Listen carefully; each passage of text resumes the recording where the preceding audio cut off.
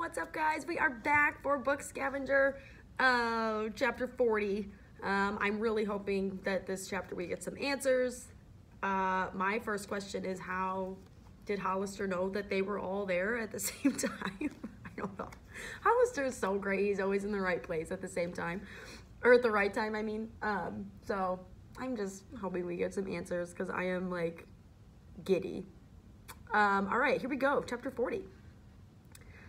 Emily, James, and Matthew sat under the pagoda awning with Hollister. They'd given their reports to the police, who were now finishing dealing with Barry, Clyde, and Mr. Amora. At the moment, Mr. Amora knelt on the grass and wailed, "I had no choice. Griswold had no respect for literary treasures.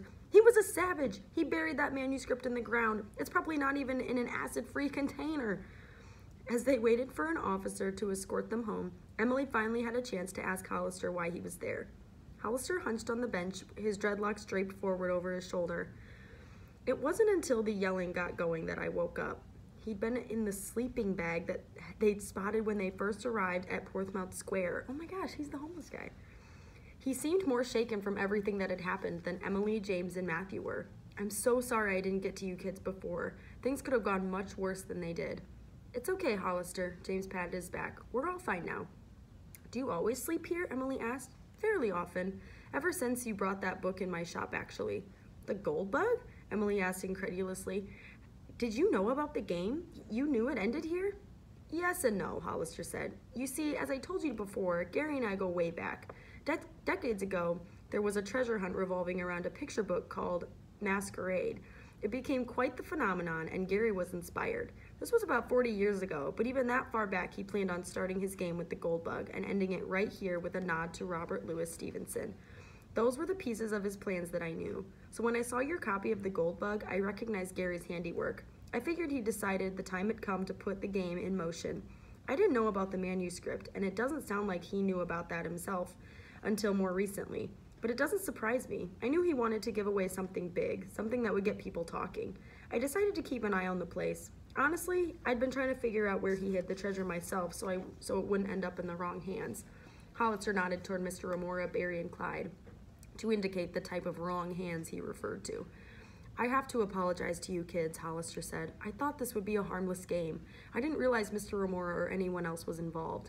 Not that I would have expected this from Leon. He's a prickly fellow, but I never would have guessed downright rotten. I wouldn't have sat by and watched you kids play if I thought you were walking into trouble. But Gary would be tickled to know you were the ones who solved his game. You get what he was all about. You understand the spirit of the game and have true love for books. That's Gary." Before school the next morning, Emily walked into the kitchen to face her parents for the first time since seeing their pale, shocked faces when the police officers had knocked on their door with her and Matthew in tow. She felt miserable for storming out the way she had. She knew her parents must have thought she'd overreacted to their news.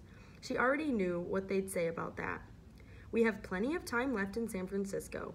But however long they had left could never feel like enough. 6 months, 9 months, a year. It never felt like enough time when you knew you'd be saying goodbyes soon. And how do you open yourselves up to hellos when you're already preparing to say goodbye?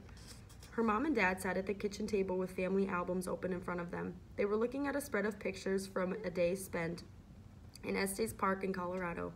"Remember this, Em?" her dad asked. A herd of elk had walked down the mountain road onto the main street in the village, meandering past stores as if they were souvenir shopping. "So many good memories," her mom said. "Only in Colorado," her dad said. Emily knew where this was going. All the experiences and adventures they'd gained from the different states they lived in, and how lucky she was. How other kids memorized state capitals from a map while she visited them in person, or how she walked around Mount Rushmore instead of only reading about it, or how she recited the Gettysburg Address from Cemetery Hill, where President Lincoln gave the speech himself. Her dad cleared his throat. "We didn't finish our conversation last night." "I already apologized," she said. Her mom flipped another page of the album. "Well, we feel like we owe you one too." "You do?" "The lifestyle we've created for our family, your mom and I know it's unconventional. It's part of what appeals to us about it, and we feel like you and your brother are getting a type of education that can't be bought or found by attending the same school year after year." "I know," Emily said. So far, she was missing the apology part of her parents' apology.